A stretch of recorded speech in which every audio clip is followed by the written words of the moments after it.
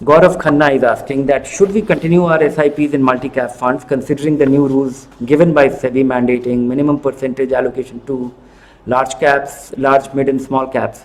Yes, continue by all means, because the notification that has come from SEBI will get diluted in a sense that SEBI has also is going to permit something called an multi-cap fund category.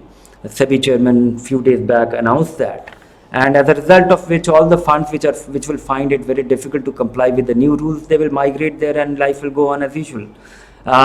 One thing which one thing which has come on the forefront as a result of this SEBI notification is that many of the multi-caps, they cannot invest in small caps. Simply because they get bigger. Initially they used to, now they cannot, because they have turned so big that even if they have small cap, it will not have an impact. It will be very difficult to have a meaningful allocation to small cap.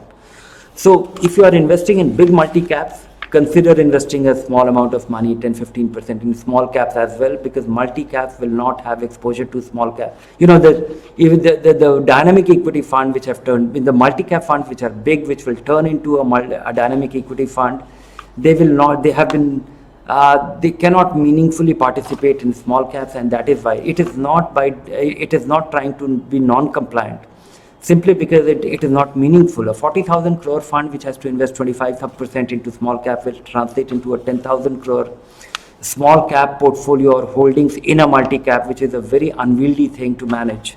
So they can't. So look for your small cap exposure elsewhere if you are continuing to invest in multi-cap fund.